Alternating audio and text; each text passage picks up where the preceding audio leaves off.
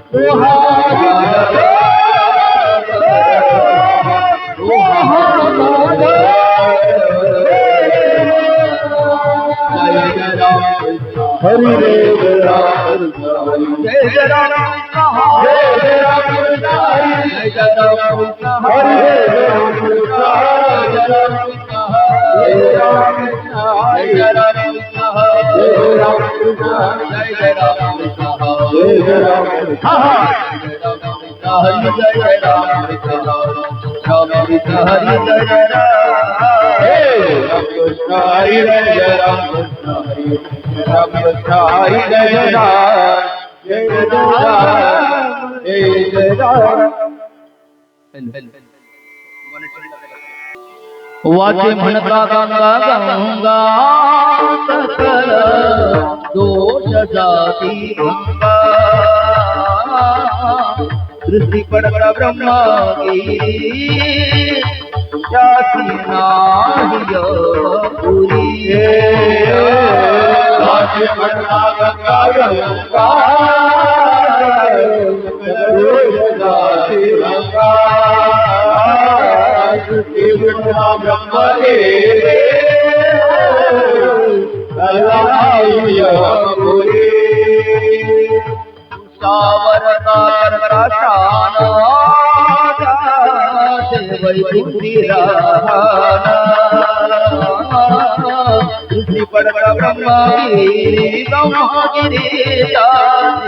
नाही यमपुरी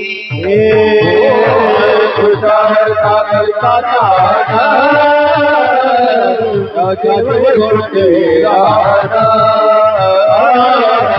तुझ्यावरचा ब्रह्म यमपुरी नामाने प्रदक्षिणा त्याचा पुण्य नाही गणना नामाने प्रदक्षिणा त्याचा पुण्य नाही गणना धृतराष्ट्र ब्रह्मगिरी त्याची नाही यमपुरी नामाने प्रदक्षिणा त्याचा पुण्य नाही गणना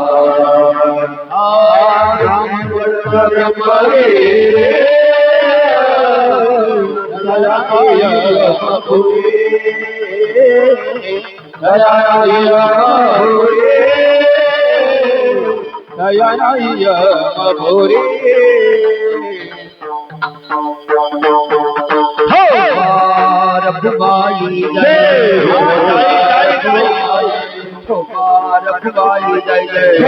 रखवाई जय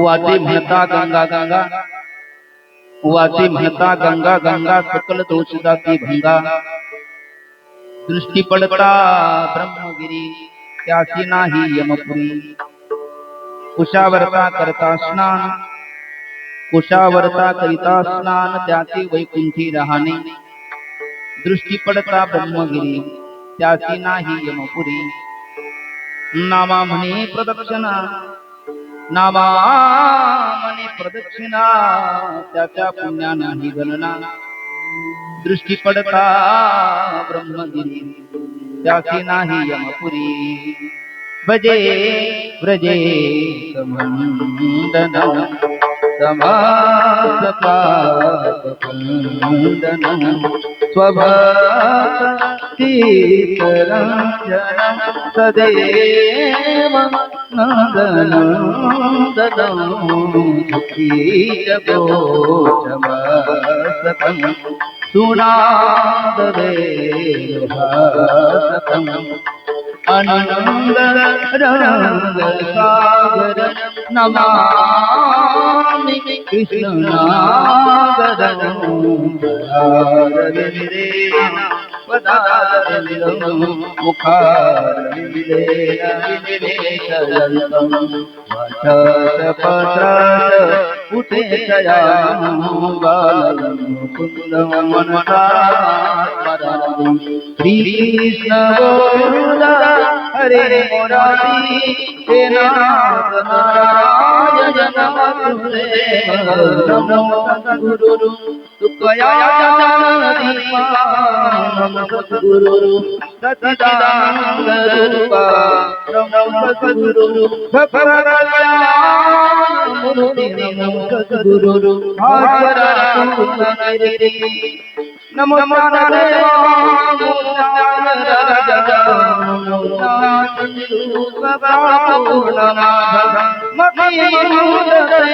ज्ञानदेवा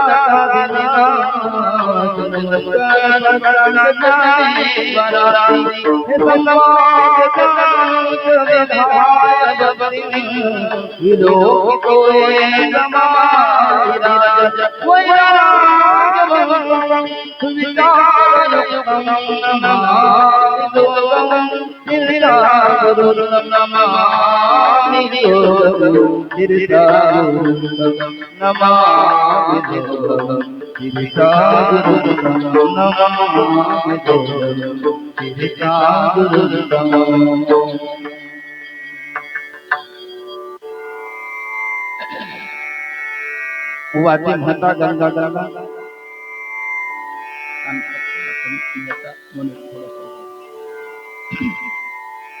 वाचे म्हणता गंगा गंगा वैष्णवगोत्र बोलतो शब्दाचे टाळ वाचे म्हणता गंगा गंगा सकल दोष जाती भंगा दृष्टी पडता ब्रह्मगिरी त्याची नाही यमपुरी प्रस्तुत प्राप्त प्रसंगी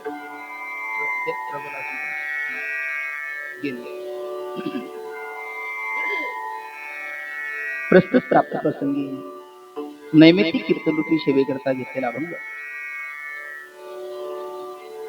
प्रेममूर्ती भगवान परमात्मा पंढरीधीश पांडुरंगाचे लढिवाळ भक्त श्रीसंत नामदेव महाराज यांचा हा जगप्रसिद्ध असा 4 चरणाचा अभंग असून प्रस्तुत अभंगामध्ये गंगा नामाची फलश्रुती सांगत असताना नामदेव महाराजांच्या मुखातून बाहेर पडलेले उद्गार म्हणजे हरिकीर्तना करता घेतलेला हा प्रस्तुत अभंग आहे. विठ्ठल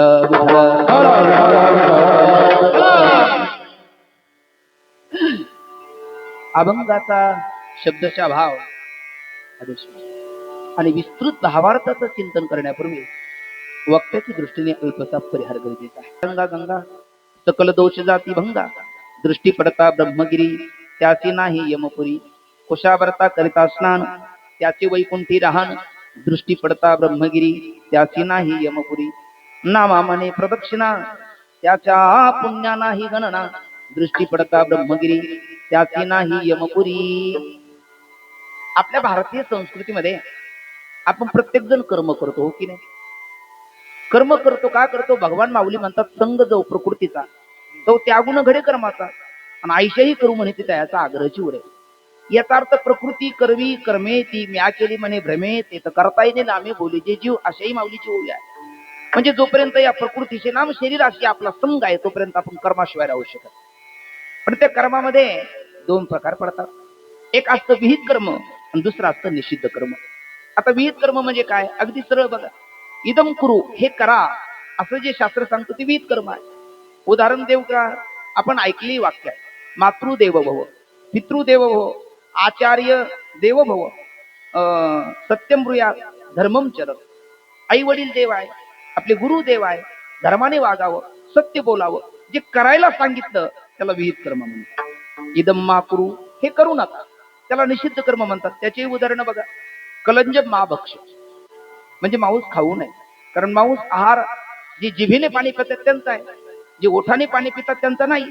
आता आपण अतिक्रमण करतो तो भाग गौण आहे, पण खरं अतिक्रमण करू नये. कारण ओठाने पाणी पितात त्यांचा हा शुद्ध शाकाहार आहे. उंट, गाई, म्हशी, जनावर चार पायाची ते ओठाने पाणी पितात, म्हणून ते आजूकही शाकाहार त्यांनी त्यागलेला नाही. ते त्यांचा धर्म सोडत नाही. आपण सगळे धर्म अंगीकारल्याशिवाय राहत नाही. असं कलंज मा भक्ष म्हणजे मांस खाऊ नये. शराब मा पिब, दारू पिऊ नये. असत्य मा ब्रूयात, असत्य बोलू नये. अधर्म मा चर, अधर्माने वागू नये. जे करू नका म्हणून सांगितलं त्याला म्हणतात निषिद्ध कर्म, म्हणजे करायला सांगितलं त्याला म्हणतात विहित कर्म. किती प्रकार झाले? 2 प्रकार. त्या निषिद्ध कर्मामध्ये 7 प्रकार आहेत. द्युतम्मास मदिरांच, वेशा, परदार, सेवा आदी करून 7 निषिद्ध प्रकार सांगितलेले. पण आज तो प्रसंग नाही, त्याकडे जायला आपल्याला वेळही नाही. पण विहित कर्मात 4 प्रकार आहेत. मोजा तुम्ही. नित्य, नैमित्तिक, काम्य आणि प्रायश्चित्त. पण पहिलं काय? नित्य. काही नित्यनेमाविन अन्न खाय तुची श्वान. नित्यनेम नामी ते प्राणी दुर्लभ. मनुष्याच्या जीवनामध्ये काहीतरी नित्यनेम असला पाहिजे, काही का होईना. कारण मनुष्य आहोत ना आपण, मग आपल्या जीवनामध्ये नित्यनेम असला पाहिजे. नित्यकर्म जे दररोज करतो ते नित्यकर्म, जो दररोज करतो ते नित्यकर्म. दुसरा आहे काम्यकर्म. अंतःकरणामध्ये कामना ठेवून करतो ते आहे काम्यकर्म. काहीतरी अपेक्षा ठेवून करतो.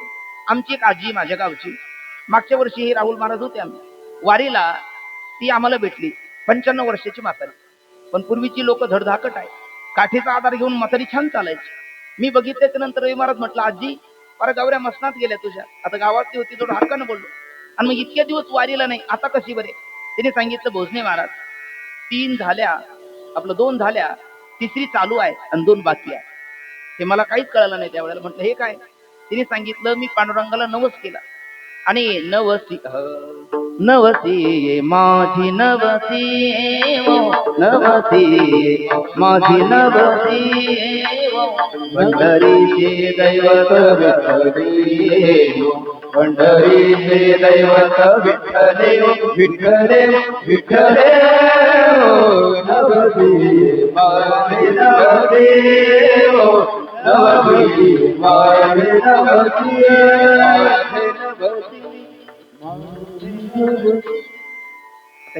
जी काम्य कर्म ते आजीने सांगितलं 2 झाल्या, तिसरी चालू आहे आणि 2 बाकी आहे. कारण आंधळ्याचे डोळे देते, पांगळ्याची पाय, वांझा पुत्रा फळे, नवस पूर्वी ते विठाय. याला पहिला सर्थ करा. म्हणजे ती काय करते?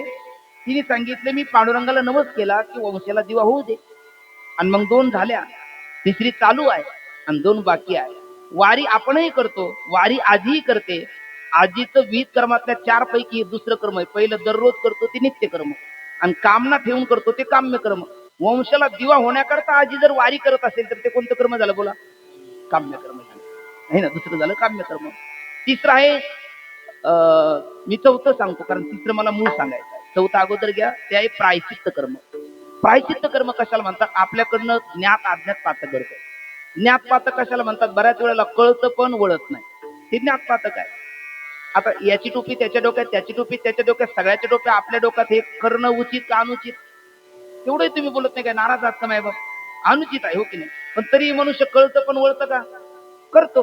टेबलाच्या वरून व्यवहार करावा, खालून करू नाही, हे कळतं पण केल्याशिवाय राहत नाही. म्हणजे हे काय झालं? ज्ञात पातक म्हणतात. आपल्याला कळून पाप घडलं त्याला ज्ञात पातक म्हणतात, आणि न कळत घडलं त्याला अज्ञात पातक म्हणतात. आणि ज्ञात पातकातून सुटल्याकरता केलं जातं ते असाधारण प्रायश्चित्त. जसं की संन्यासी आहे, माऊलीची ओवी आहे, मी माझी आईची आठवण विसरले जायचे अंतकरण पारता तो संन्यासीचा निरंतर. म्हणजे ज्याला मी आणि माझे नेगे परते टाकी वजे, पण त्यांनी ती वाटी पाहिली जेवताना सोन्याची, तीच झोळीत टाकली. आणि मग त्यांनी म्हटलं, अरे संन्यासाला तर सगळ्याचा त्याग सांगितला आणि मी वाटी घेऊन आलो, हे बरोबर नाही. मग काय करायचं? द्रव्य त्यागपूर्वक 3 दिवसाचा उपवास. ते संन्यासी एक दिवस बसल्याच्या नंतर पातेलं दुधाचं आणि मांजर त्यात तोंड घालणार. थिरथिर म्हटले, त्या मांजरनी काही ऐकलं नाही. अरे म्हटले अवघड आहे. त्यांनी एक पेला घेतला, हातात चहाचा कप होता, तोही पूर्वीचा कप, तो सिमेंटचा जड, आणि त्यांनी थिर म्हणून फेकला. त्या मांजराच्या नेमकं मर्मस्थानी लागलं, ते मांजर पटकन मेलं. मरायचं नव्हतं पण ते मेलं. आता काय करायचं? मग ते एका जोशाकडे गेले, त्यांना विचारलं, मांजर मारू नये पण मेले गेलं, आता प्रायश्चित्त काय? त्यांनी सांगितलं, काशी करा. जसं तुम्ही जाऊन आला, तुम्ही तुमच्याकडनं तसं काही घडलं नाही, तुम्ही आनंद म्हणून गेला. पण त्या संन्यासी बाबाला सांगितलं काशी करा. ते म्हणायला लागले एका मांजरा करता. म्हटले हो. ते म्हटले बरं मग आता केलीच पाहिजे. आणि म्हणले मी मागे 10-12 काशा केल्यात. म्हणले त्यातली एक हा म्हणले तरीच झाली, तसली एक समर्पण. पण ते करावं लागलं. ती प्रायश्चित्त कर्म आहे. ज्ञात पातक करता करता करता ते साधारण असाधारण प्रायश्चित्त, आणि अज्ञात पातका करता करता ते साधारण प्रायश्चित्त. कळत न कळत आपल्याकडनं कोणाची हिंसा घडते. आपला बोलायचा भाव असतो एक, समोरचा घेतो एक, त्याच्या हृदयाला वेदना होतात, आपल्याला कळत नाही. ते अज्ञात पातक आहे. त्याच्याकरता गंगा स्नान आपण करून आला, ईश्वर नामोच्चारण, काशी विश्वराचा अभिषेक, नर्मदा मायाच्या परिक्रमा, हे साधारण आणि असाधारण दोन्ही पातक दोन्ही प्रायश्चित्त करता मोडतो. ज्ञात पातकातून सुटण्याकरता केलं तर ते असाधारण प्रायश्चित्त झालं, आणि अज्ञात पातकातून सुटण्याकरता केलं तर ते साधारण प्रायश्चित्त झालं. म्हणजे हे झालं एक प्रायश्चित्त कर्म. आणि त्याच्यानंतर केलं जातं ते नैमित्तिक कर्म. मी कर्माचे पहिले किती प्रकार पाडले, बोटाकडे बघून बोलायला हरकत नाही, 2. छान. त्या निषिद्ध कर्माचे प्रकार पाडलेत 7 नाही ना, आणि विहित कर्माचे प्रकार पाडलेत 4. त्यातला पहिला आहे नित्य, 2 नैमित्तिक, 3 काम्य, 4 प्रायचित्त. पातकातून सुटण्याकरता करतो 4 ते प्रायचित्त. बरोबर आहे ना. पातकातून सुटण्याकरता करतो ते प्रायचित्त, नियमाने करतो नित्य करतो ते नित्य कर्म, आणि कामना ठेवून करतो ते काम्य कर्म, आणि नंबर 2 चं राहिलं नैमित्तिक कर्म. मग आजचं हे या शिंदे परिवाराने केलेलं हे विहित कर्म का निषिद्ध कर्म? बरोबर आहे, छान, विहित कर्म आहे. पण विहित कर्मामधलं नित्य नैमित्तिक काम्य प्रायश्चित्त त्यापैकी कोणतं कर्म आहे? नैमित्तिक कर्म आहे. कारण कुठल्या तरी निमित्ताला अनुसरून शिंदे परिवाराशी ज्यांचा ज्यांचा प्रेमाचा आणि रक्ताचा ऋणानुबंध आहे, अशी सगळीच ग्रामस्थ मंडळी, पंचकृषीतील मंडळी, नातेगोत्यातील मंडळी आपण एकत्र येऊन हा कार्यक्रम करतो, म्हणजे नैमित्तिक कर्म आहे. विठ्ठल बरं, असं नैमित्तिक कर्म केलं पाहिजे. का केलं पाहिजे? कारण याच्याद्वारा निर्माण होणार एक सुकृत आहे, एक पुण्य आहे, एक पुण्य आहे. भारतीय चलन भारतात चालेल का अमेरिकेत चालेल? भारतातच चालेल, अमेरिकेत नाही चालणार. ते डॉलर्स आपल्याला घ्यावे लागतात. बरं ठीक आहे, पण सोनं घेऊन गेला तर ते अमेरिकेत चालेल का, जपानमध्ये चालेल का, भारतात चालेल का, इटलीमध्ये चालेल का, कुठेही चालेल. पण कुठेही मृत्यू लोकातच चालेल, आहे की नाही. वर 7 लोक आहे, भूरलोक, भोरलोक, सोरलोक, मोरलोक, जनलोक, सत्यलोक, तपलोक. वर ते चालणार नाही. आणि खाली 7 लोक आहे, आतल, वितल, तलातल, महातल, रसातल, पाताल, तिथे चालणार नाही. मग खाली चालणार एक चलन आहे, त्याचं नाव आहे पाप, आणि वर चालणार एक चलन आहे, त्याचं नाव पुण्य, आणि आपलं इथं चालणारे चलन आहे आपलं भारतीय चलन. वर बरं, याला मी पुरावा दिल्याशिवाय बोलणार नाही. आपल्या भारतीयाचा धर्मग्रंथ आहे गीता. माता गीता म्हणते क्षणे पुण्य मर्त्य लोकम विशंती एवं त्रयी धर्म म्हणू प्रपन्ना गता गतम काम कामाला बनते. किंवा माऊलीची ओवी सगळ्यांच्या पाठातली, मगता पुण्याची पावती सरे, सवीची इंद्रपणाची उटी उतरे, येऊ लागती माघारी मृत्यू लोका. तुका म्हणे जाती पुण्यक्षया अधोगती, पुण्यक्षया अधोगती, पुण्यक्षया अधोगती. तुका म्हणे जाती पुण्यक्षया अधोगती, पुण्यक्षया अधोगती, पुण्यक्षया अधोगती. तुका म्हणे जाती पुण्यक्षय अधोगती. पुण्य संपलं, माऊलीची ओवी आहे. मग वेशाभोगी कवडावेचे दाराईचे कुणे तेचे तेचे लाजीरवाणी दीक्षिताचे काय सांगू. म्हणजे वरून खाली येण्याला कारण आहे, म्हणजे खाली खाली जात ते पाप रूपी चलन, आणि वर वर नेत ते पुण्य रूपी चलन, आणि या मध्ये ठेवतं ते पाप पुण्य रूपी चलन. पाप पुण्य करून जन्मा येतो प्राणी नरदे आयुनी हानी केली. विठाला विठाला. आणि मग या इथे हा सोहळा करण्याकरता मातेजेने पाविजे ते शुद्ध पुण्य, ते शुद्ध पुण्य कमावण्याची संधी शिंदे परिवारांनी उपलब्ध केली. तेही कमावतात, आपल्यालाही संधी त्यांनी उपलब्ध करून दिली. आणि या संधीचं काय केलं पाहिजे? आपण सोनं केलं पाहिजे. विठाला विठाला. कारण आपल्या सोबत येणाऱ्या ह्या काही गोष्टीपैकी हेच एक आहे. एक आचार्यांचं गोड श्लोक आहे, आपल्या कदाचित ऐकण्यात असेल, ऐका. धनानी भूमौ पशवश्च गोष्टी धार्या ग्रहद्वारे जनस्मशाने देहश्चितायाम परलोक मार्गे कर्मानुभोग गच्छति जीव एका. आचार्य म्हणतात धनानी भूमो, आपण किती धन कमवलं. तर आता बँको म्हटलं पाहिजे, पूर्वी भूमो आहे की नाही. धनाने बँको का बरे? कारण आता बँका झालेल्या आहेत. त्यावेळेला बँका आचार्याच्या काळात नव्हत्या. म्हणून लोक जमिनीत ठेवायचे आणि त्याच्यावर काहीतरी एखादं झाड म्हणा, काहीतरी आपल्याला ओळख पटण्याकरता एखादी काही निशाणी करून ठेवायची. पण आता धनाने बँका हो. बरं खरं सांगा, आपलं किती मोठं पद असलं, किती मोठी सत्ता असली, किती मोठी संपत्ती असली, किती मोठं ऐश्वर्य असलं, पण काळाच्या पुढे याचं बळ चालतं का सत्ता संपत्ती धनाचं नाही. सामान्य पद नाही, उपमुख्यमंत्री पद आहे. सामान्य प्रॉपर्टी नाही. भारतीय बँका तर भरलेले ते, पण पाश्चात्य पण भरलेले आहे. पण ज्या वेळेला त्याचं बोलवून आलं त्यावेळेला मग तेच नचले काही, सत्ता संपदा राहील ठाईची ठाई, पुढे संचित जाईल ग्वाही, तुका म्हणे तई याचाच अर्थ धनानी घुमव. बरं ठीक आहे. स्पष्ट गोष्टी आपल्याकडे गुरंढोरं शेळ्या मेंढ्या हे धन मानलं जातं. आणि का बरं मानवणे मानतात? आपल्या देशात नाही, अनेक देशात मानतात. पण ते पशु पक्षी जनावर हे सुद्धा आपल्या सोबत येत नाही. पशुवस्तू गोष्टी आपण गेल्याच्या नंतर ते गोठ्यात राहतात. भार्या ग्रहद्वारे आपली किती प्रेमाची पत्नी असेल ती घराच्या दारापर्यंत आपल्याला वाटे लावायला येते मेल्याच्या नंतर. भार्या ग्रहद्वारे जनस्मशाने आपला मित्र परिवार स्मशानभूमीमध्ये रॉकेल टाकून फुकून देण्याकरता येतो, तोही आपल्या सोबत येत नाही. आणि देहश्चितायाम या शरीरावर आपण प्रेम करतो, पण हे शरीर आपल्या सोबत येत नाही. येतं कोण? पुण्य फक्त आपल्या सोबत येतं. विठ्ठल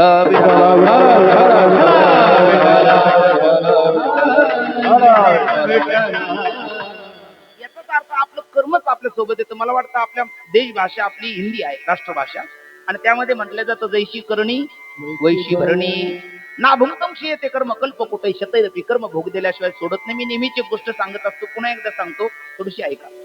आंबा पेड़ पीछू देखा दो जना, देखा तो दवड्या नहीं दवड्या दो जना, दवड्या तो पकड़ी जाने पकड़ी जा दो जना, पकड़ी जा तो काटी जाने काटी जा घणू जना, काटी जा तो रस चाकने रस चाका एक जना, रस चाका तो कुटी जाने कुटी जा बहु जना, कुटी जा तो रोया नहीं रोया दो जना. गोष्ट संपली. आता पटकन बोला. आंबा पेड़ पेछू देखा दो जना म्हणजे पाहिला दोन कानाने, हो की नाही? म्हणजे तुम्ही ऐकता. नाही तर बऱ्याच वेळेला होला हो नाही ना, सांग सांग भोलेनाथ पाऊस पडेल का, हो म्हटले तर समजायचं कीर्तनात हे नसते, विधी म्हणून आलेत, व्यवहार म्हणून आलेत, यांचं काही कीर्तनाकडे लक्ष नाही. तुम्ही बरोबर बोलला. चला, आंबा पेड़ पेछू देखा दो जना म्हणजे पाहिला दोन. बोला ना मी हात लावतो ना डोळ्याने.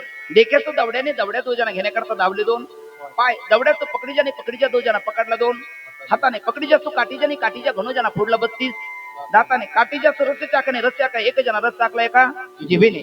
आता रस टाकले एका जिभेने आणि पुढे रस चाका एक जना, रस चाके तो कुटीजने कुटीजा बहुजना. आता ते कुटीजा बहुजना असं एक चोरीचा मामला असं काहीतरी म्हणतात. हे विश्वाची माझे घर, त्याला ओवी आठवली, तिथला तोडला फोडला आणि तिथेच खात बसला. स्थिती मालकाने बेदम लाता बुक्क्याने मारला. म्हणून म्हणतात कुटीजा बहुजना. पुढचं एक कुटीजा तो रोया नाही, रोया दो जना, देखा दो जना, रोया दो जना. हाय की नाही? जैशी करणे वैशी भरणी. ज्या डोळ्याने पाहिलं त्याच डोळ्याला रडावं लागलं. मग जे केलं ते भोगावंच लागतं. मग करून पश्चाताप करण्यापेक्षा अगोदरच चांगलं कर्म केलेलं कधी व्यवस्थित आहे. विठला विठला केले कर्म झाले, केले कर्म झाले, केले कर्म झाले, केले कर्म झाले, तेची भोगाले. केले कर्म झाले, तेची भोगाले, उपजले वेले ऐसे किती केले कर्म झाले, केले कर्म झाले, केले कर्म झाले, केले कर्म झाले, केले कर्म झाले, केले कर्म झाले, तेची भोगाले. तेची भोगाले, उपजले वेले ऐसे किती केले कर्म झाले, केले कर्म झाले, केले कर्म झाले, तेची भोगाले, उपजले मेले ऐसे किती केले कर्म झाले, झाले तेची भोगाले, आले उपजले मेले मेले ऐसे किती. हरी मोठी गा, हरी मोठी गा, हरी मोठी गा, हरी मोठी गा, हरी मोठी गा, हरी मोठी गा, हरी मोठी गा, हरी मोठी गा.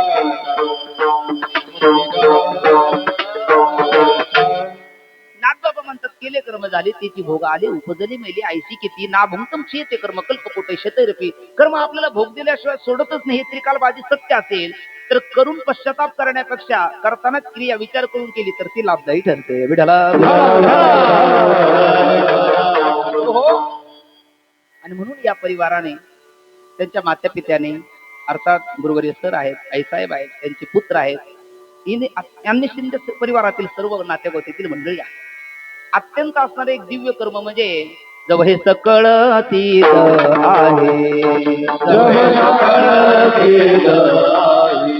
हात चालावया पाय, हात चालावया पाय, तव तू आपुले द्वैत पाहे, तीर्थयात्रे जाय तुको नको हे तब तू आपोले द्वारित माये तीर्थयात्रेलाय तुको नको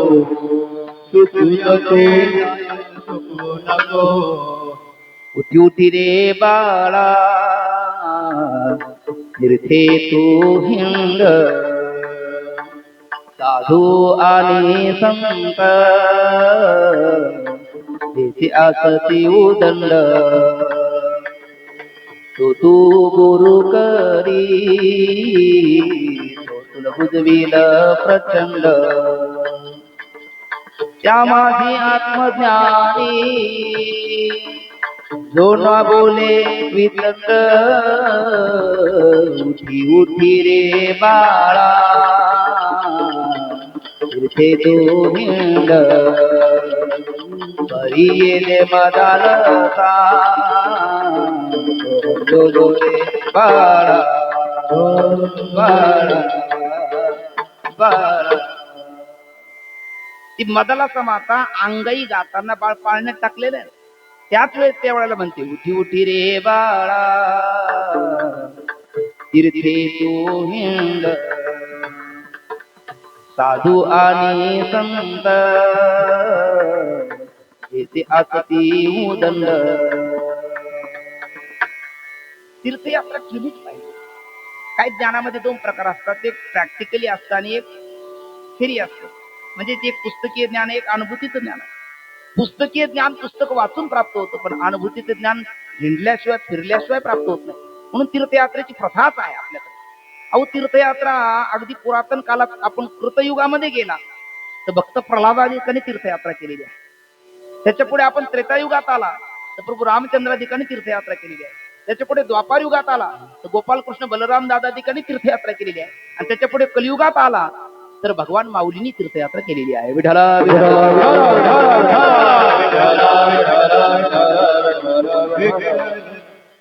आपल्याला सर्वांना कल्पना असेल, भगवान माऊली म्हणजे ज्ञानियांचे राजे आहे, योग्याची माऊली आहे, साधकाचे मायबाप आहे. मला वाटतं मोठेपणाचे जे काही औषधक आहे ते जगातलं असं एकही औषधक नाही का ज्याच्यामध्ये माऊली बसत नाही. महान शब्द सुद्धा लहान ठरावा इतकी माऊली महान आहे. आणि हिमालयाची उंची पाहायला गेल्याच्या नंतर आपल्या डोक्याचं ते हिमालयामध्ये मला वाटतं एव्हरेस्ट नावाचं शिखर आहे. त्याची उंची पाहायला गेलं तर आपल्या डोक्याचं पाबुट खाली पडेल.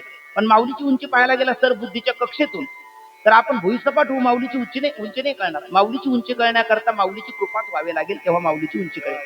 मग इतकी असणारी महान माऊली, ती माऊली सुद्धा ज्या वेळेला त्या सिद्धबेटामध्ये बसतात त्यावेळेला निवृत्ती दादा विचारतात, माऊली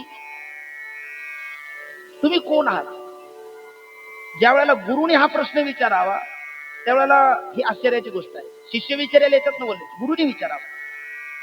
म्हटले का असं विचारता? म्हणजे त्याचं कारण आहे, ज्ञान म्हणावं तर तू ज्ञानियांचा राजा आहे, ज्ञानाचा सागर आहे, ज्ञानाचा शिरोमणी. श्रीमंती म्हणावं तर दयाची द्वारी अशी तुझी सामर्थ्य आहे. योग म्हणावं तर ज्ञानराज माझी योग्याची माऊली अशी तुझी योग्यता आहे. सुख म्हणावं तर सर्व सुखाची लहरी अशी तुम्ही आहात.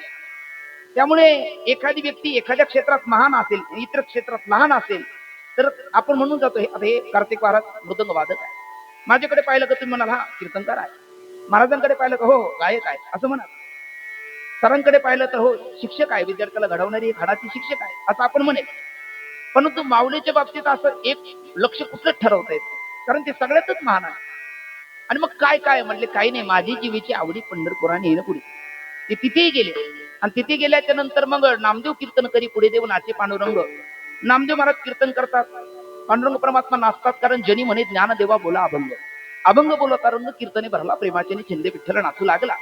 आणि मग कीर्तनाचा रंग ओसरला. पंढरीची लोकांनाही अभिमान, पाया पडे जन एकमेका. आणि मग पांडुरंग आपलं नामदेव महाराजांनी विचारलं, ज्ञानोबा अचानक इकडे कसे? म्हणजे काही नाही, तीर्थयात्रेला जावं अशी इच्छा. मग नाही म्हणले कोणीतरी सोबतीला पाहिजे. आता कोणीतरी सोबतीला पाहिजे म्हटले, कोण पाहिजे? तर माझी जातीचे मधु भेटू कोणी आवडीची धनी फेडावा.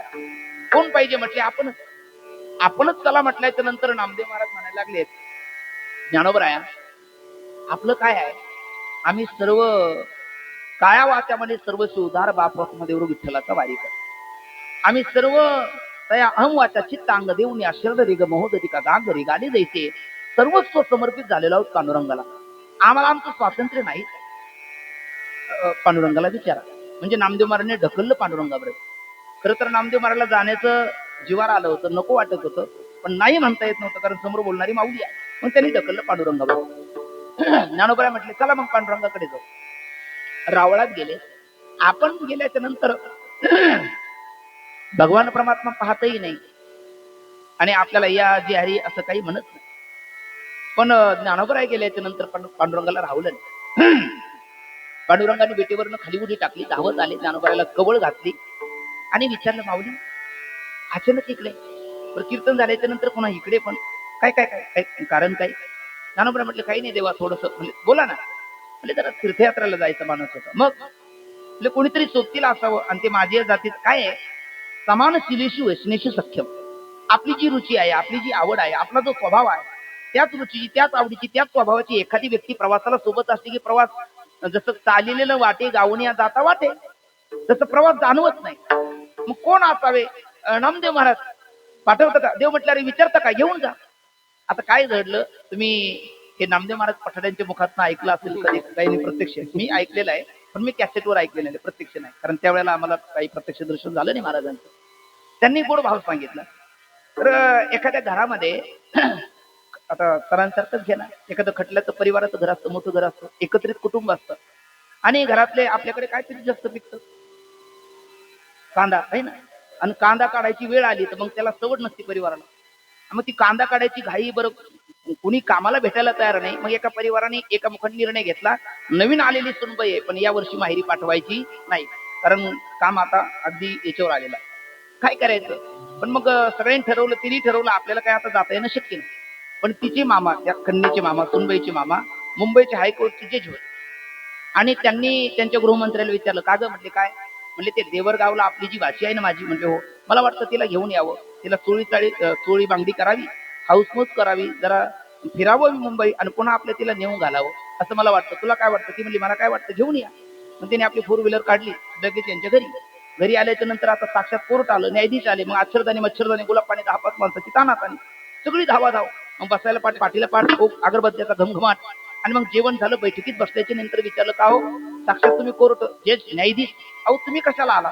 एखाद्या कोणाला नोकराला पाठवलं असतं तरी काम झालं असतं, कसं करता येणे केलं? अहो म्हणजे काहीच नाही, आमची म्हणजे भाती तुमची सुनबाई, काही नाही. म्हटलं या दिपोळीला तिला आपल्या मुंबईला न्यावं आणि चोळी बांगडी करावी, तिला हाऊसमौज करावी, पुन्हा आणून घालावी, एवढं, बाकी काही नाही.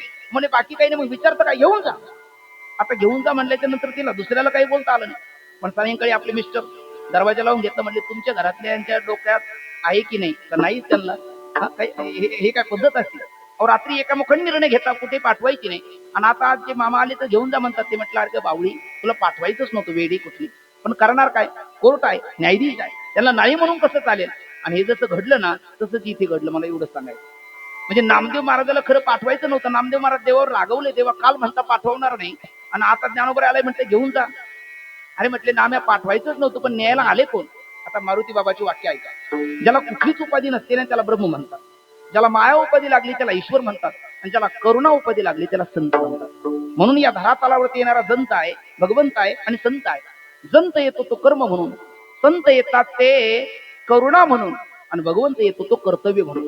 मग भगवंत कर्तव्य म्हणून आलेला भगवंत संत असणारा नामदेव रायाला सांगतात, अरे बाबा ज्ञानोबरायांनी दोन नाहीच आहे. देव बोले नामाये, देव म्हणे नामाये, ज्ञानदेव बीजी आहे, ज्ञानदेव बीजी आहे, ज्ञानदेव बीजी आहे, ज्ञानदेव बीजी आहे.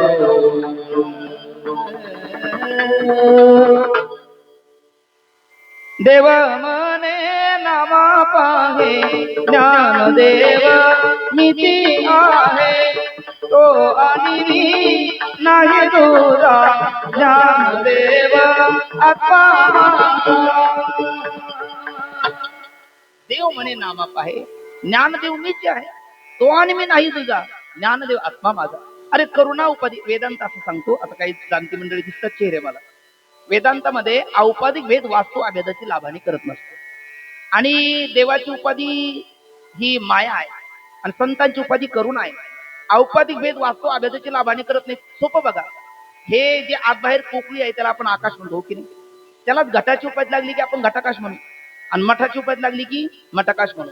आता समोर मठ आहे, त्याच्यात घट आहे, मग त्या घटातल्या आकाशाला म्हणणार, घटातल्या पोकळीला काय म्हणणार? घटाकाश. त्या मठातल्या पोकळीला म्हणणार मठाकाश आणि बाहेरच्या पोकळीला म्हणणार महाकाश. मग आकाश तीन आहे का एकच आहे? आकाश एकच आहे. मग तीन का झाले? उपाधी लागली म्हणून. बरं, घट फोडला आणि मठ पाडला तर दोन्हीचा आकाश काय आहे? एकच आहे. बरं, नाही फोडला पाडला तरी एकच आहे. फक्त जाणून घ्यायचं. माऊली म्हणतात, आगा घटू जेवी फुटे ते तिचे आकाश लागे नीट वाटे आणि वाटा लागे तरी भेटे, एरवे काय चुके? आहेच ना तिथे, त्याला जाण्याची गरज नाही. मग तसं अविद्या उपाधी म्हणजे घट, अविद्यारूपी घट लागला तो जीव झाला. मायारूपी मठ लागला तो कोण झाला? ईश्वर झाला. आणि ज्याला कुठल्याची उपाधी नाही ती ब्रह्म आहे. आणि करुणा उपाधी लागली ते संत आहे. पण ती उपाधी जर बाजूला सारली तर देव म्हणे नामा पाहे ज्ञानदेव मी हिची आहे. अवतार पांडुरंग नाव ठेवले ज्ञानी. त्यामुळे माझ्याच्या प्रतिरूपाने तुला घेऊन जातो. जातर खरं. नामदेव महाराज निघाले महाराज, पण तरी म्हणायला लागले, शर्त घातली नामदेवाने. काय? कटिवर कर नाही ज्या देवाचे नेघे मी तयाचे दर्शन, कटेवरी कर नाही ज्या देवा. ज्या देवाच्या कमरेवर हात नसतील त्याचं मी दर्शन घेणार नाही. नको घेऊ रे म्हटले दादा, जा तर खरं, पहिलाच टाईम झाला मला. म्हटले नामदेव महाराज गेलेत नामदेव महाराज. पण जाताना नामदेव महाराज कशी अवस्था झाली? कन्या सासुऱ्याची दान मागे पर कोणी पाहे, मागे पर कोणी पाहे, मागे पर कोणी पाहे, पैसे काळे माझा दिवा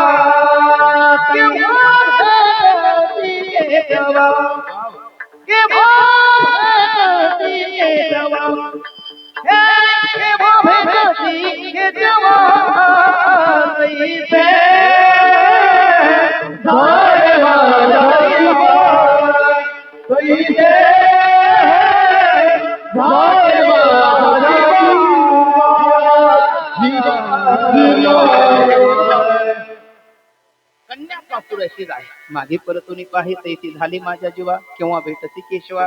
देव म्हटले भेटेल जा खरं. आणि मग गेलेत नामदेव महाराज.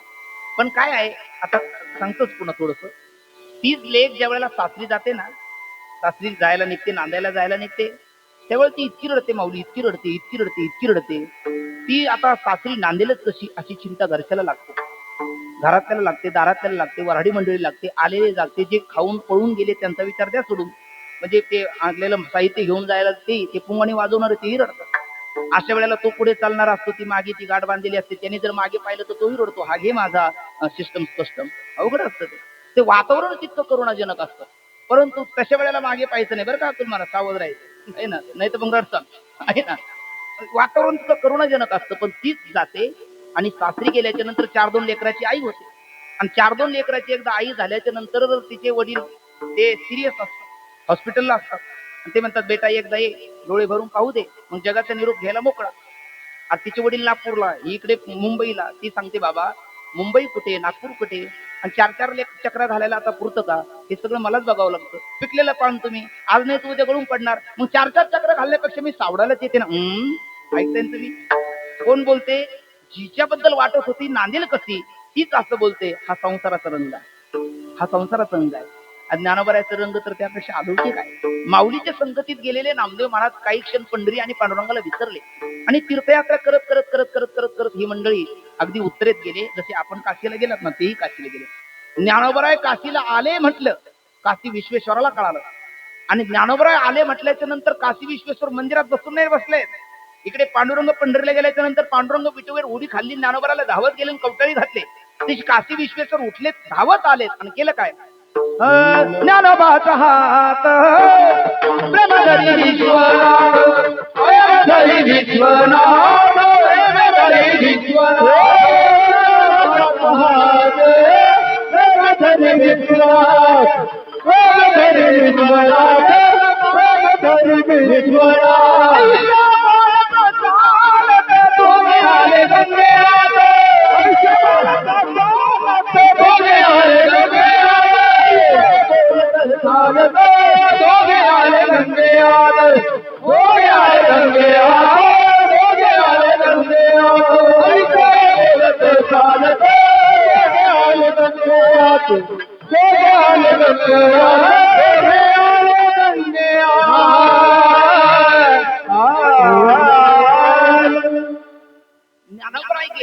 काशी विश्वेश्वर धावत आले, ज्ञानोबरायचा हात धरला प्रेमाने.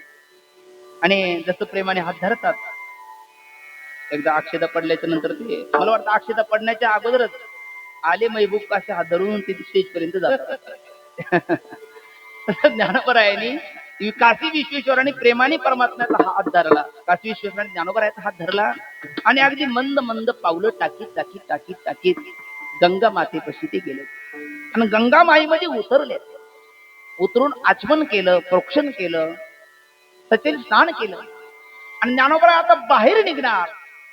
त्यावेळेला हे ज्ञानोबा ते पायी मिठी घाई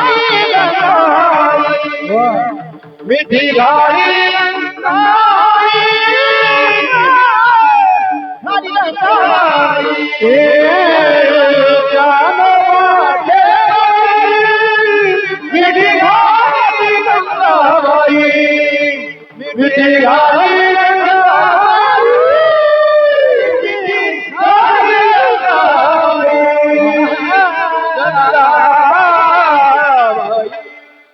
चपाती खावी लागते, पोयावर येऊ नये. विठ्ठला विठ्ठला नाश्ताच झालेला आहे ना. नावा म्हणे आपला ज्ञानोबाची पायी मिठी घाली गंगा माई. गंगा मातेचा सकंकन हात वर आला आणि ज्ञानोबराच्या चरणाला प्रगाढ मिठी घातली. सोडायला तयार नाही. मायबाप तीर्थयात्रा आपणही करतो, तीर्थयात्रा संतही करतात, पण आपली तीर्थयात्रा कशा करता, तर आपलं कायिक वाचिक मानसिक निषिद्ध क्रियाजन्य पाप घालवण्याकरता आपण तीर्थयात्रा करतो. आणि संत तीर्थयात्रा करता तीर्थासी तीर्थ झाला तोच एक मोक्ष तेने दर्शने. तीर्थ तया खाया येती पुनित व्हावया, पर्व काळ पाया तरी वैसे वैष्णवा. तीर्थे पर्व काळ अवघी पाया पे सकळ. काय आहे, संत तीर्थाला तीर्थत्व देण्याकरता तीर्थयात्रा करतात. कारण आपण पापी असतो आणि आपण तीर्थात गेल्याच्या नंतर आपण स्वच्छ होतो, आपण फिल्टर होतो एक प्रकारचं, पण आपल्या पापाने ते तीर्थ मलिन होतात. आणि मग ते तीर्थ एकतर संतांची वाट पाहतात आणि संताला येण्याकरता खूपच उशीर झाला तर ते स्वतः संताकडे जातात. विठ्ठला विठ्ठला पण गंगा माईला खूप आनंद वाटला. माऊली आल्या. अरे गाव चालवतो त्याला सरपंच म्हणतात, दादा तालुका चालवतो त्याला आमदार म्हणतात, जिल्हा चालवतो त्याला खासदार म्हणतात, राज्य चालवतो त्याला मंत्री म्हणतात, देश चालवतो त्याला पंतप्रधान म्हणतात, पण विश्वाची काळजी उराशी बाळगतात त्याला माऊली म्हणतात. आणि ती माऊली आली म्हटल्याच्या नंतर त्या गंगा आईला आनंद झाला. तिने चरणाला मिठी घातली. ती काही केल्या सोडायला तयार नाही. मग नामा म्हणे सोडा बाई ज्ञानदेव सर्व आठाई. पण बाईनी खूप विनंती नामदेवाने केली आणि मग गंगामाईने ऐकलं. पण मग त्या गंगामाईचाही महत्व जगाला कळावं म्हणून मग नामदेव महाराज त्या गंगामाई समोरच तिथे काशीत असताना किंवा इकडे त्र्यंबकेश्वरला असताना नामदेव महाराज तुम्हा आम्हाला जी गंगा आई ज्ञानोबराच्या चरणाला मिठी घालते तिच्या नामात काय सामर्थ्य हे सांगताना काय बोलतात बरं? वाचे म्हणता गंगा, वाचे म्हणता गंगा, वाचे म्हणता गंगा, वाचे म्हणता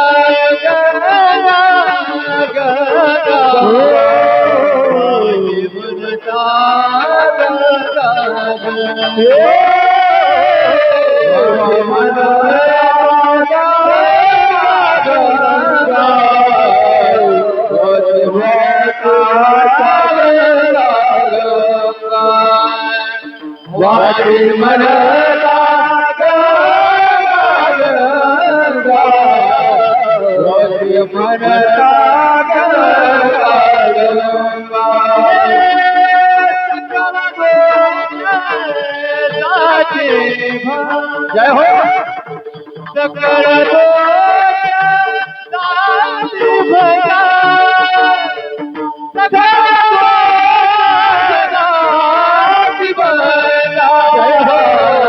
ऋषि पडला ऋषि पडला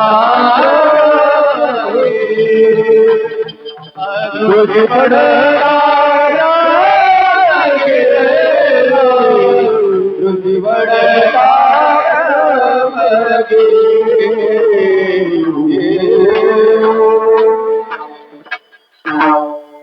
नामदेव महाराज त्या वेळेला बोलतात आपल्याला सांगतात वाचे म्हणता गंगा गंगा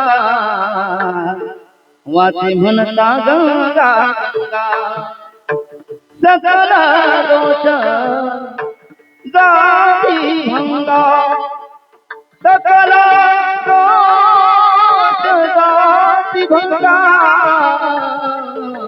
दृष्टी पडता ब्रह्मगिरीला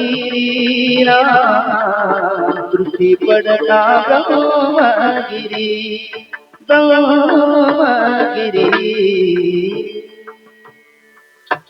वाचे गंगा गंगा म्हणता सकल दोष भंगा जाती विठ्ठल विठ्ठल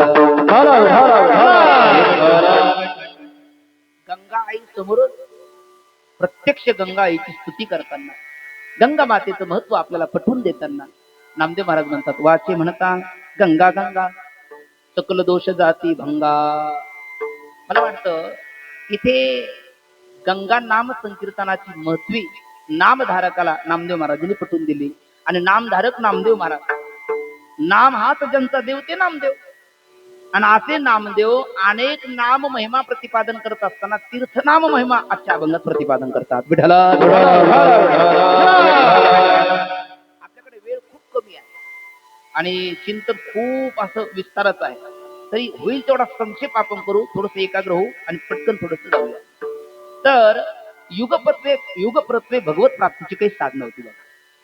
अगदी प्रसिद्ध एक सुभाषित आहे, आपण सर्वांनी ऐकलेलंही असेल कदाचित. कृते ध्यायतो विष्णू त्रेतयाम यजतो मखै द्वापारी परिचर्याम कलोतत हरी कीर्तना. म्हणजे कृतयुगामध्ये ध्यानाने, त्रेतायुगामध्ये यज्ञाने, द्वापार युगामध्ये परिचर्या म्हणजे सेवेने, कलियुगामध्ये भक्तीने देवाची प्राप्ती होते. पण मग केवळ भक्ती म्हणून चालणार नाही. नवविधा काय बोलले जे भक्ती द्यावी माझी हाती संतजन. मोजा श्रवणम कीर्तनम विष्णू स्मरणम पाद सेवनम अर्चनम वंदनम दास्यम सख्यम आत्मनिवेदनम असे नवविधा भक्ती आहे. त्या नवविधा भक्तीमध्ये देखील पहिल्या 3 भक्ती रूप प्रधान आहे, दुसऱ्या 3 भक्ती नाम प्रधान आहे, तिसऱ्या 3 भक्ती भाव प्रधान आहे. असे त्याचे 3 त्रिक 9 असे गट आपल्याला करता येईल. त्याचाही कराल विकराल कलिकालामध्ये कीर्तन भक्तीला प्राधान्य दिलेले आहे. कलियुगा माझी करावी कीर्तन तेने नारायण देले भेटे. पण त्या कीर्तनामध्ये सुद्धा 4 प्रकार आहेत. कीर्तनामध्ये एक स्वरूप संकीर्तन आहे, गुण संकीर्तन आहे, लीला संकीर्तन आहे आणि नाम संकीर्तन आहे. तर पहिलं काय? स्वरूप संकीर्तन. पण स्वरूप संकीर्तन करण्याकरता प्रस्थानत्रयीचा अभ्यास लागतो. आता प्रस्थानत्रयीचे नावे घालून या शून्य आणि त्यामुळे मग तो स्वरूप संकीर्तन करू शकत नाही. आता प्रस्थानत्रयीच माहिती नाही तर प्रस्थानत्रयीचा अभ्यास कधी व्हायचा? हे प्रस्थानत्रयी म्हणजे त्रयी म्हणजे 3 आणि प्रस्थान म्हणजे प्रकर्षण आत्मस्थिती प्रस्थान. आत्मस्वरूपापर्यंत न होतो तर त्याला प्रस्थान म्हणतात. त्रयी म्हणजे 3 आहे आणि त्याच्यात प्रकार 3 आहे म्हणजे 3 त्रिक 9 मोजा. तर त्यामध्ये पहिले आहे बृहत प्रस्थानत्रय. नाव ऐकायला काय हरकत नाही. खंडम खंड खाद्य चित्सुखी अद्वैत सिद्धी हे बृहत प्रस्थानत्रय आहे.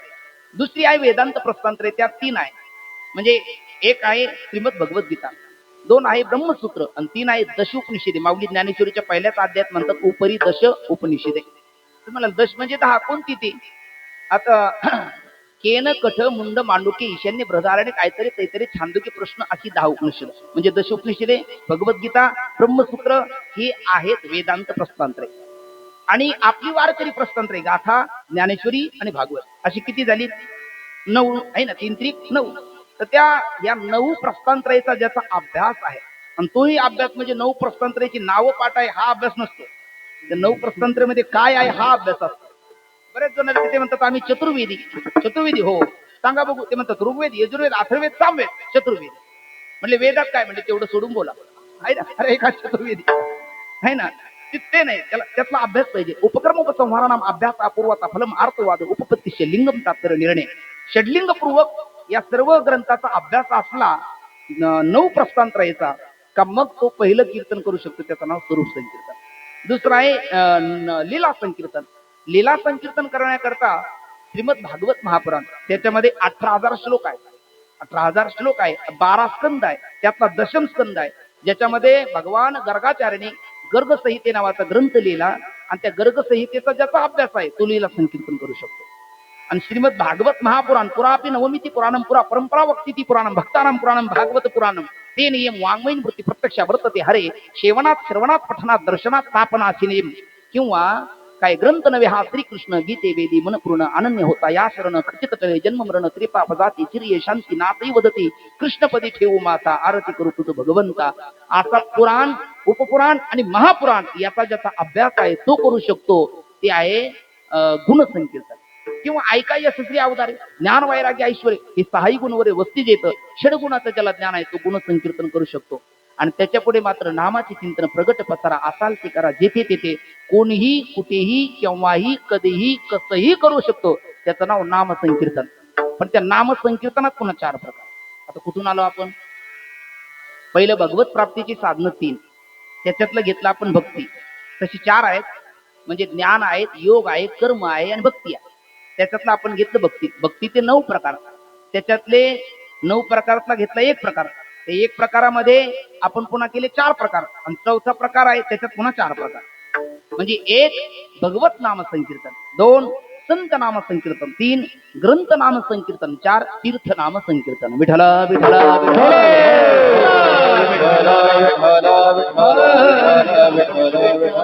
पुंडलिक वरदा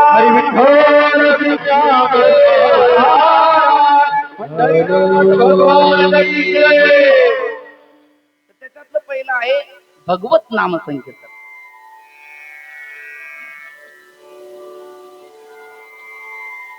विष्णू गोविंद या नामाचे निखिल प्रबंध माझी आत्मचर्चा विशद वदल्ल गाती किंवा सततम कीर्तयंतो माम यतम तश्च दृढव्रतः नमश्यन तश्च माम भक्त नित्ययुक्ता उपासते रात्र न कळे दिवस न कळे अंगी खेळे दैवते हरी हरी तुम्ही म्हणारे सकळ तेने मायाजाळ तुटैल हरी हरी तुम्ही म्हणारे सकळ हा भगवत नामाचा विधी आहे पण प्रयोजन अनुदिश नमंदुपी प्रवर्तते म्हणून तेने मायाजाळ तुटैल ही फलश्रुती आहे विधी झाला फलश्रुती भगवत नाम संकीर्तन आणि ग्रंथनाम संकीर्तन गीता गीता गीता वाचे जे म्हणते नाही पुनरावृत्ती तयार इथे गीता गीता गीता वाचे जे म्हणते विधी आहे नाही फलश्रुती पुनरावृत्ती तयार ही फलश्रुती आहे ग्रंथनाम संकीर्तन आणि संत नाम संकीर्तन ज्ञानदेव चतुराक्षरी जपहा करी सर्वज्ञा ज्ञानदेव चतुराक्षरी जपहा करी सर्वदा प्राप्ती प्रौढा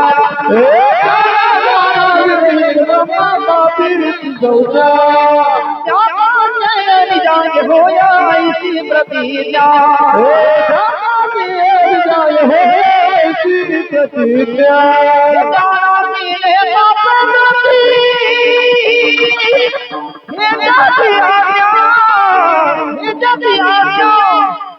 ज्ञानदेव ज्ञानदेव वरदा ज्ञानदेव देतो ज्ञानदेव ज्ञानदेव वरदा ज्ञानदेव देतो ज्ञानदेव ज्ञानदेव वरदा ज्ञानदेव देतो ज्ञानदेव ज्ञानदेव वरदा ज्ञानदेव देतो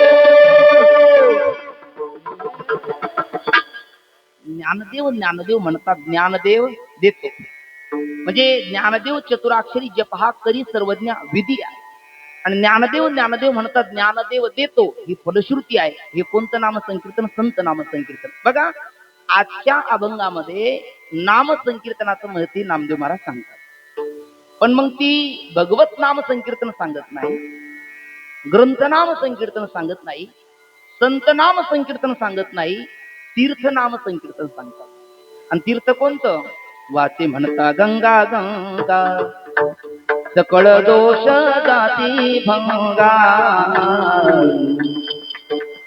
सृष्टी पडता ब्रह्मगिरी जाती नाही यमपुरी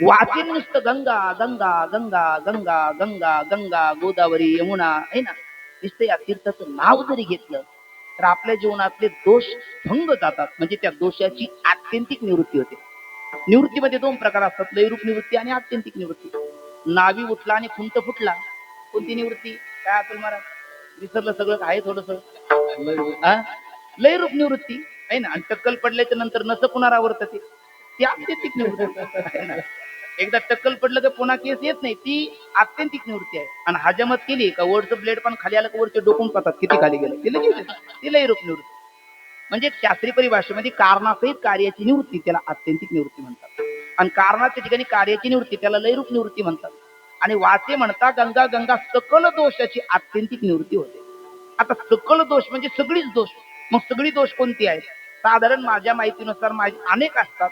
एक साधारण 15 दोषाचा विचार माझ्या डोक्यात सध्याला आहे, पण मग त्याला किमान 15 तास पाहिजे. तेवढा वेळ आपल्याकडे नाही.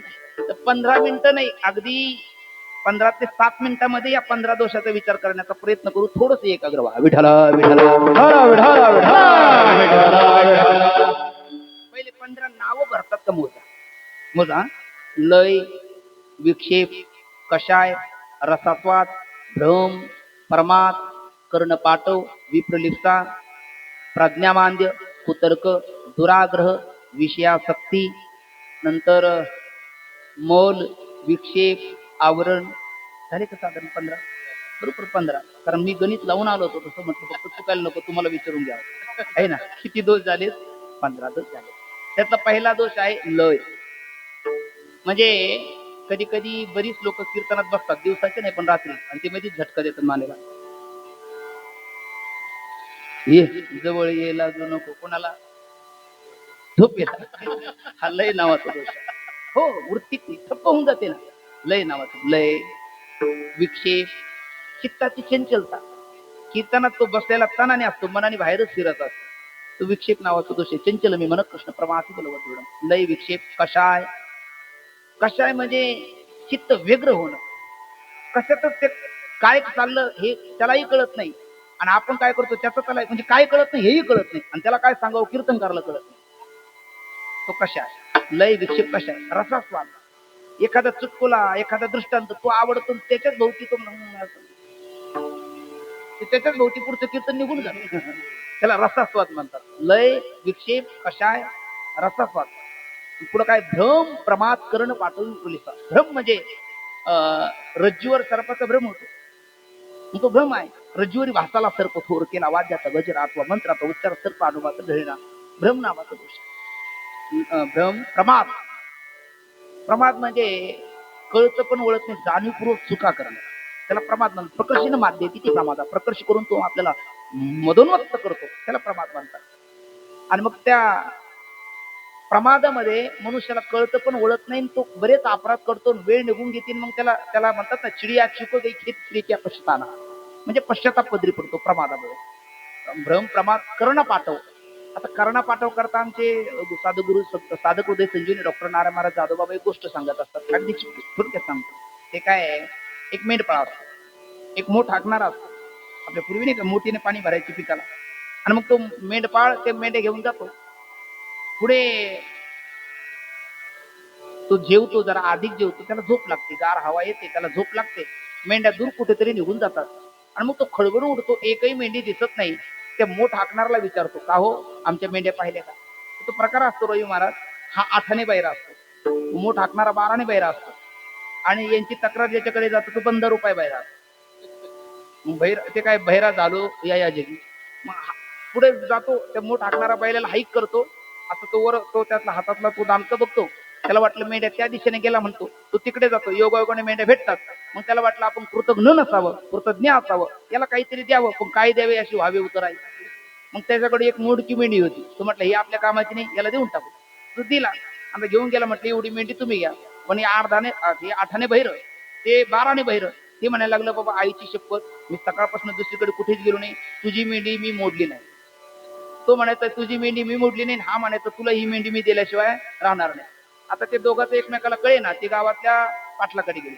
गावातला पाटील तो 15 रुपये बहिरा होता, अगदी तोप डागली तरी आवाज येत नव्हता. त्याच्या 2 बायका, हे दोन्ही गावातले, आणि नेमके दोन्ही बायकाच्या घरचे दोन्ही बायका खूप भांडायच्या. पाटलाने वैतागून दोघीला माहेरी काढून दिलं होतं, आणि हे दोघांच्या घरचे, आणि ते आले. मग आल्याच्या नंतर तो पाटील म्हणायला लागला, तुम्ही दोघांनी किती सांगितलं तर मी त्या दोघीला काही घरात घेणार नाही.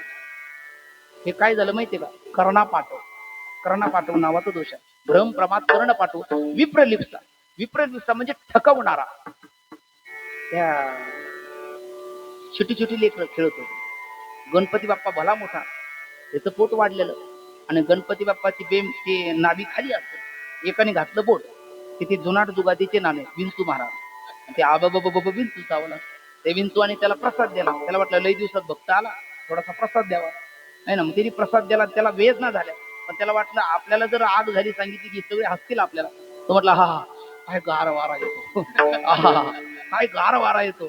तो म्हटलं अरे पण तिथे काय कूलर बसवलेलं का फिल्टर बसवलेले कसं काय गारवा राहील. तो म्हटलं हात घालून पा अनुभवाचे जोगे नव्हे बोलायचे. तुका म्हणे साक्षी आले त्यांनी बोट घातला त्यालाही प्रसाद द्याला तो रडणार तेवढं त्यांनी दाबलं. म्हटलं आपले भाऊ अशीच करायचे. याला म्हणतात काय विप्रलिप्ता हसवणारा. ते आता घड्याळच पडायला लागलं तेवढं सांगून थांबतो वाटलं. आणखी काय झालं त्या विप्रलिप्तेमध्ये एक व्यक्ती रस्त्याने निघाला. माऊली म्हणतात चौतवाराचा सांगा तो रस्त्याने चालला. त्याच्या पाठीमागे चोर लागले आणि ते चोर काय ते साव चोर जे असतात ना ते नगराच्या बाहेर जात नाही तोपर्यंत चांगले. नगराच्या बाहेर गेल्याच्या नंतर त्यांनी आपलं काम केलंच म्हणायचं. मग त्या सावकाराचे पैसेही काढून घेतलेत आणि हा पुढे जाईल आपली तक्रार करेल आपल्याला जेलमध्ये जावं लागेल म्हणून त्याचं नाकही छाटला. नाक छाटल्याच्या नंतर त्याला नाक राहिलं नाही. तो गावात गेला नाही. तो साधू बनला. बरं त्याच्या गावातला एक ग्रस्त रस्त्याने निघाला. रस्त्याने निघाल्याच्या नंतर त्याची भेट झाली. आपल्याच गावातला पाटील दिसतो सावकार दिसतो पण याचं नाक काय झालं. त्याने विचारलं का हो तुम्ही साधू झाला तुमचं नाक काय. ते म्हणले नाक काय म्हणजे ते आता नाक मी ठेवलंच नाही का. तुका म्हणे जन्म आल्याचे सार्थक विठ्ठलीची कधी केली आणि भगवंताचं दर्शन घेण्याकरता मी नाक कापलं. म्हणले नाक कापलं म्हणजे देव भेटतो का. म्हणजे हो. म्हणजे आज कसं शक्य. म्हणजे तू कापून बघ मी दर्शन घेतलं देवाला. तो म्हटलं मग तुमच्याच हातात उद्घाटन करा तुम्हीच गुरु व्हा. त्यांनी धरलं नाका मारला सुरा. हे पाठ रक्ताचा वाहू लागला. त्याला कुठं देवाचं दर्शन झालं. तो म्हटलं दर्शन तर झालं नाही. तो म्हटलं होतच नसतं. अरे म्हटलं मग नाक का कापलं. म्हटले माझं कापलं तसं तुझं कापलं आता तू दुसऱ्याचं कापलं आणि आपला संप्रदाय वाढव आणि तो संप्रदाय झाला नाककटे संप्रदाय. विठ्ठला म्हणजे हा काय विप्रलिप्ता नावाचा दोष आहे. म्हणजे भ्रम प्रमाद कर्णपाठव विप्रलिप्ता लय विक्षेप कषाय रसास्वाद प्रज्ञामांद्य कुतर्क दुराग्रह विषयासक्ती मल विक्षेप आवरण असे कितीतरी साधारण एक 15 दोष म्हटलो पण असे आणखी आहे. आणि या सगळ्या दोषाची निवृत्ती आणि नुसती निवृत्तीने आत्यंतिक निवृत्ती जर आपल्याला करायची असेल तर काही करू नये. गंगा गंगा गंगा गंगा हर हर गंगे हर हर गंगे हर हर गंगे हर हर गंगे हर हर गंगे हर हर गंगे हर हर गंगे हर हर गंगे. जय नर्मदे मैया जय नर्मदे जय नर्मदे मैया जय नर्मदे जय नर्मदे मैया जय नर्मदे जय नर्मदे मैया जय नर्मदे. हर हर गंगे हर हर गंगे हर हर गंगे मैया जय नर्मदे हर हर गंगे हर हर गंगे हर हर गंगे मैया जय नर्मदे हर हर गंगे मैया जय नर्मदे. वाचे म्हणता गंगा गंगा सकल दोष जाती भंगा. बरं ठीक आहे पण मग ही गंगा कोण. ही गंगा मृत्यू लोकात आली कशी त्याच्या पाठीमागचा इतिहास आहे. आणि आज गंगा पूजनाचा सोहळा आहे. बाकीची चरण सोडायला आपल्याला काही वेळ नाही. तेवढं चरण सोडून आपण थांबू आणि अवघे 5 मिनिटात मी आपली रजा घेतो. तर वाचे म्हणता गंगा गंगा म्हणतात ही गंगा कोण आहे. या गंगेचा परिचय काय आहे. मुळात ही गंगा या लोकातली नाही ती सत्य लोकातली आहे. सत्य लोकातली असणारी गंगा या धरातलावरती आली कशी. पुराणामध्ये असा इतिहास येतो. राजा सगर आहे रघुकुलामधले पूर्वज आणि सगर राजांनी अश्वमेध यज्ञ करायचं ठरवलं. अश्वमेध यज्ञ करायचं म्हटलं म्हणजे एक अश्व सोडला जातो तो पूर्ण पृथ्वीवर संचार करतो. जे शरण असतात ते नतमस्तक होतात आणि ज्यांना शरणागती मान्य नसतात ते द्वंद्व करतात. तो अश्व फिरत असताना आता या सगराचा जर यज्ञ पूर्ण झाला तर आपल्या राजगादीला धोका आहे ही भीती इंद्राला वाटली. आणि मग इंद्राने काय केलं तो अश्व पकडला आणि कपिल ऋषीच्या आश्रमामध्ये नेऊन बांधला. कपिल ऋषी ध्यानस्थ अवस्थेमध्ये आणि सगरपुत्र 60,000 सगरपुत्र मागीन येतो. ते म्हणू लागले किती ढोंगी साधू आहे. अश्व पकडतो ना आता समाधी लावून बसतो. आता याचं समाधी उत्थान केलं पाहिजे ना याच्यासोबत युद्ध केलं पाहिजे. ते आदवा तादवा बोलू लागले आणि त्यांची समाधीचा भंग झाला. आपल्या समाधीचा भंग यांनी केला म्हणून ते कपिल ऋषी रागवलेत आणि त्यांनी त्यांना शाप दिला. ते जळून त्यांची राग झाली. राजा सगर आला. आता इंद्राचे कापट्टे पण माझे पुत्र गेलेत. आता माझ्या पुत्राला किमान मुक्ती प्राप्त होण्याकरता काय केलं पाहिजे. म्हणले सत्य लोकातली असणारी गंगा ब्रह्मदेवाच्या कमंडलूत तुम्ही धरातलावरती आणा. आणि मग त्या सगराने पूर्ण जन्म प्रयत्न केला. त्यांना ते शक्य झाल्यानंतर अंशुमान त्यांनी प्रयत्न केला. त्यालाही ते शक्य झाल्यानंतर दिलीप त्यांनी प्रयत्न केला. अशा 3 पिढ्या गेल्या. आणि चौथ्या पिढीमध्ये यश आलं भगीरथाने भगीरथ प्रयत्न केला. म्हणजे भगीरथाने प्रचंड प्रयत्न केला आणि प्रयत्न केल्याच्या नंतर गंगा माता प्रसन्न झाली. मी येते पण माझा वेग प्रचंड आहे. माझ्या वेगाला जर धारण केलं नाही तर मी खाली पाताळात निघून जाईल आणि तुझं परमप्रयोजन तसंच राहील जो पूर्वजाचा उद्धार करायचा. मग काय करू म्हटले माझा वेग धारण करेल असं कोणीतरी बघ. आई तुम्हीच सांगा कोण वेग धारण करू शकतो म्हणजे मी ते करेल म्हटले भगवान भोले बाबा. आणि मग भगीरथाने पुन्हा प्रचंड तपश्चर्या केली. महिम्न पारंते परमविदुषो व्यद्य सुदृशी स्तुतिर ब्रह्मादीना मपि तदवसन्नात्वयि गिरा अथा वाच सर्व स्वमति परिणामावधि गृह्णन् ममापेश स्तोत्रे कर निरपवाद परिकरः अतिथिकरी समस्या कज्जलं सिन्धुपात्रे सुरतरु वर्षाखा लेखनी पत्र मुर्वी लिखती यदि गृहीत्वा शारदा सर्वकालं तदपि तव गुणानामीश पारम्ययाति इति पुष्पदंत वाच. त्यांनी पुष्पदंतांनी लिहिलेली जी शिवमहिम्न स्तुती आहे भगवान भोले बाबाची स्तुती केली. भगवान भोले बाबा प्रसन्न झाले आणि भगीरथाने सांगितलं असा असं माझ्या पूर्वजाचा उद्धार करायचा. गंगा माता येते पण तिचा वेग आपण धारण करा. भगवान शंकराने सांगितलं मी माझ्या जटेमध्ये तिचा वेग धारण करतो. आणि गंगा माता आली. आल्याच्या नंतर ती जटेमध्ये येऊन थांबली आणि भगवान शंकराच्या जटेमधून तिला काही खाली उतरावंसं वाटेना. आता काय करता मग तिथे नारद महर्षीला पुन्हा प्रार्थना केली. मग म्हणतात गंगा गौरी दोघी भांडवी संभ्याशी धाडीले वनारे हनम्या खेळ्या माझी हनम्या शान न पडे काम वेचणे रे. कामच नाही ते क्रोध कायचा ते कैसे भांडत रे. नामदेव महाराजच वर्णन करतात. मग ते गंगा म्हणजे काना मागून आली तिखट झाली असं काहीतरी म्हणतात आमच्या माता भगिनीमध्ये. ती गंगा आणि चौथी मत्सर सण होत नाही. माता शक्ती पार्वती म्हणायला लागली माझ्या मागून आली शंकराच्या जटेवर डोक्यावर जाऊन बसली. शंकराला सांगितलं तिला खाली सोडा. आणि मग त्या दोघीचा कलह लागला. गंगा माता तिथून निघाली. पण निघाल्याच्या नंतर मध्ये जन्नू ऋषीचा आश्रम लागला. त्या जन्नू ऋषीने ती प्राशन केली. आता जन्नू ऋषीने प्राशन केल्याच्या नंतर म्हटले बघा मी आता कसं तरी भगवान शंकराच्या जटेतून सोडून तिला पुढे घेऊन चाललो. आता तुम्ही प्राशन केली आणि माझ्या पूर्वजाचं उद्धारायचं काय. मग जन्नूनी आपली जंगा फाडून तिला पुन्हा प्रवाहित केली म्हणून तिचं नाव जान्हवी पडलं. पहिलं वरून आली म्हणून गंगा, दुसरं नाव पडलं तिचं जान्हवी. आणि ती पुढे निघत असताना तिने सांगितलं पण आता खात खडगे आहे आणि खालाला धावे पाणी भ्रमर पुष्पाची झाली. मला त्या कपिल ऋषीच्या आश्रमाकडे घेऊन जायचं म्हटलं तर तसा रस्ता असला पाहिजे. मग भगीरथ रथ खाता अवच्छिन्न जल प्रवाह यहस गंगा असं तर्कसंग्रह नावाच्या ग्रंथामध्ये लक्षण केलेलं आहे. म्हणजे भगीरथ यांचा रथ चालला आणि त्या रथाची चाकुरी म्हणतो ना आपण रथ, त्यातली जी चाकुरी पडली ते चाकुरीच्या प्रवाहातून माता गंगा वाहते. म्हणजे भगीरथाचा रथ केवढा असेल त्याची चाकुरी केवढी असेल त्याची कल्पना करा आपण.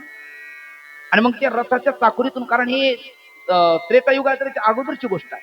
आणि मग त्या चाकुरीच्या मार्गातून निघाली आणि त्या 60,000 असणाऱ्या सगरपुत्राचा उद्धार झाला. आणि मग सगरपुत्राचा उद्धार झाल्याच्या नंतर तिला दुसरं नाव आपल्याकडे महाराष्ट्रात पडलेलं आहे गोदावरी. कारण गोवध हरी इति गोदावरी. काय गोवधाच्या पातकातून तिने मुक्त केलं म्हणून तिला गोदावरी म्हणतात. त्याचा एक थोडासा इतिहास आहे 1-2 मिनिटात ऐका.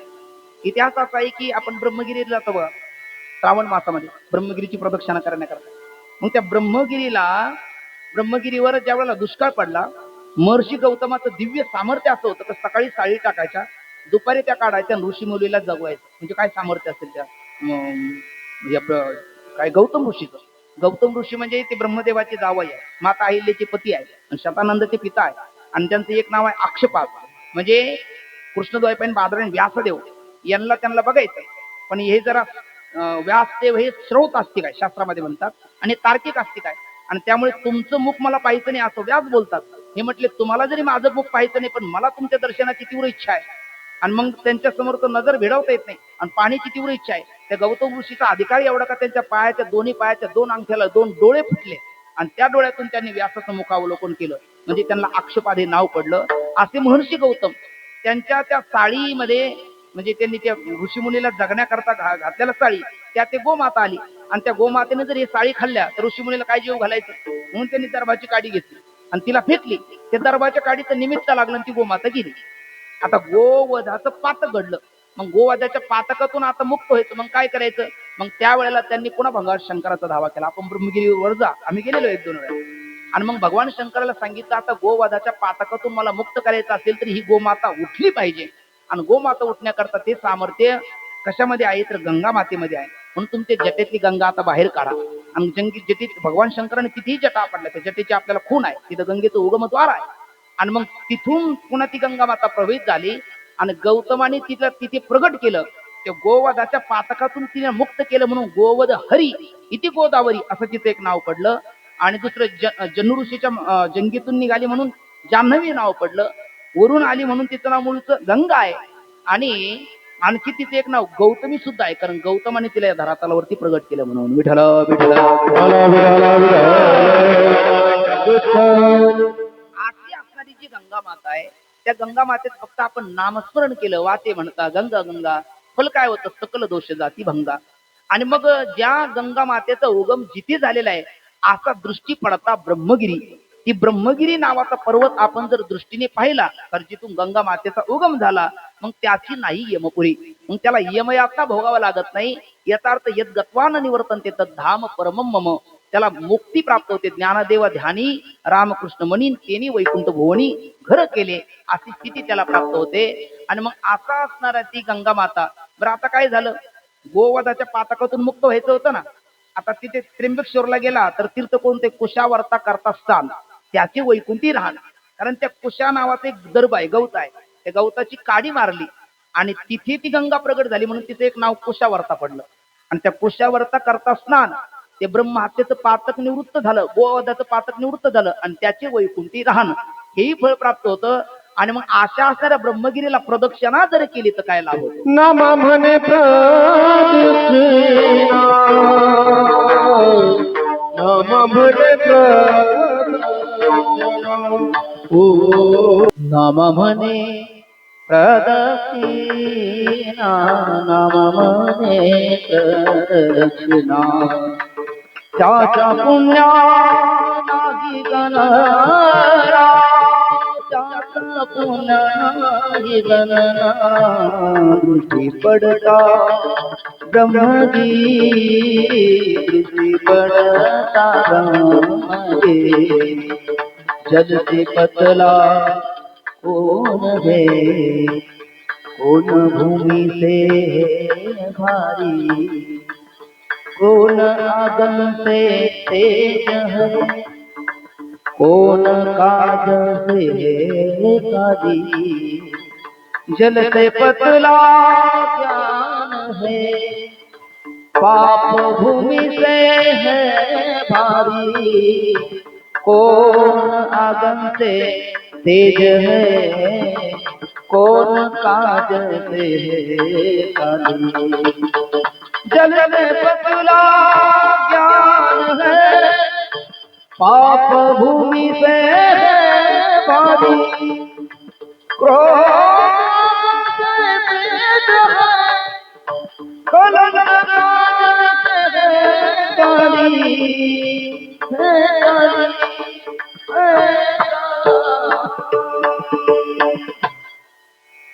काली, महाराज इच्छा होती.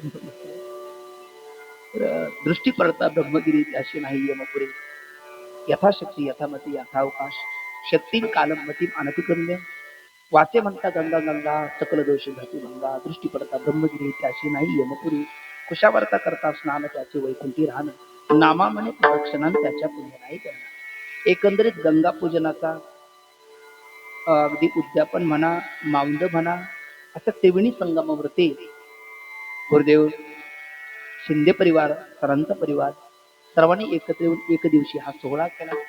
आपल्या गावातील पंचक्रोशीतील गोड भजनी मंडळ आणि हरिभक्तपारायण गुरुवर्य आमचे रवी महाराज जगताप, हरिभक्तपारायण किशोर महाराज, राहुल महाराज, अंबादास महाराज आदी करून परिसरातील काही भजनी मंडळ, दोन्ही चोपदार, गोड असणारी साऊंड सिस्टीम आमच्यासोबत आलेले आदेश महाराज आणि बहुसंख्येने असणारे आपण सर्व ज्येष्ठ नागरिक, माझ्या माता भगिनी, शिंदे परिवाराशी ज्यांचा प्रेमाचा ऋणानुबंध आहे, काही नात्यात वत्यातली मंडळी आहेत, आपल्या सर्वांना अंतकरणापासून परिवार धन्यवाद देऊन असे चिंतन सेवेला आपण पूर्ण विराम देऊ.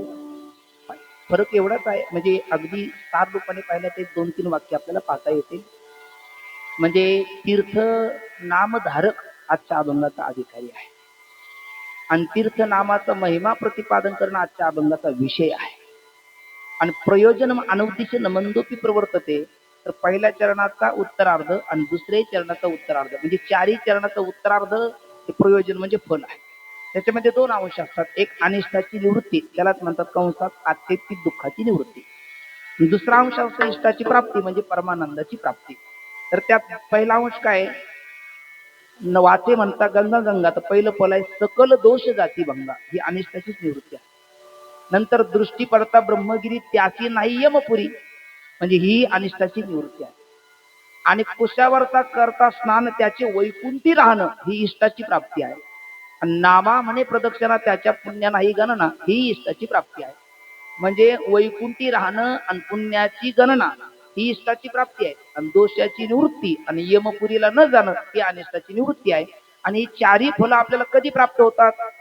काही करायचं नाही, आपल्या घर बसल्या ठाईच बैसुनी करा एक चित्त, आवडी अनंत नाही. आता इथे गंगा गंगा आळवावा आहे ना, म्हणजे गंगा गंगा गंगा एवढं जर तीर्थ नाम संकीर्तन करा, भगवत नाम संकीर्तन करा, ग्रंथ नाम संकीर्तन करा किंवा संत नाम संकीर्तन करा, या चार संकीर्तनापैकी कलियुगा माझी करावे कीर्तन, तर त्यातल्या या गंगा पूजनानिमित्त गंगा नाम संकीर्तनाचं काय फल आहे ते नामदेव महाराजांनी आजच्या अभंगामध्ये आपल्याला सांगितलेलं आहे.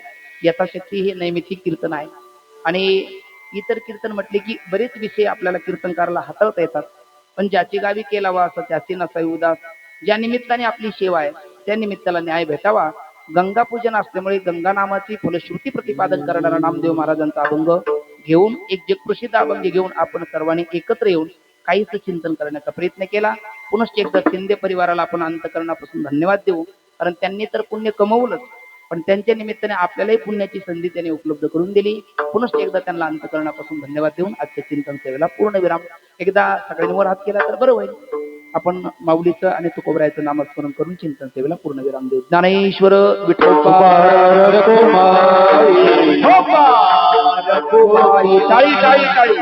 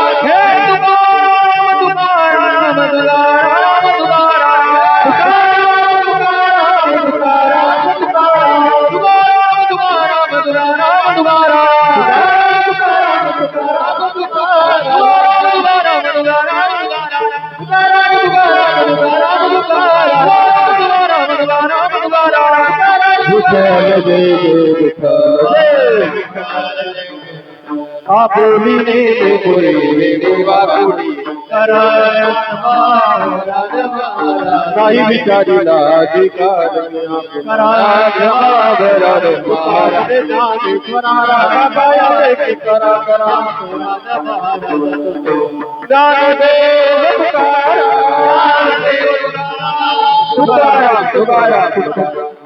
कुंडली विठ्ठल की ज्ञानदेव द्वारा ज्ञानेश्वर महाराज की हरे कृष्ण बाबा की जय. आज या ठिकाणी चारधाम यात्रा आणि नर्मदा परिक्रमा याबद्दल जो कार्यक्रम या ठिकाणी आयोजित केला गेला, मावंदे आणि गंगा पूजन, तर याबद्दल शिवाजीराव बाळासाहेब शिंदे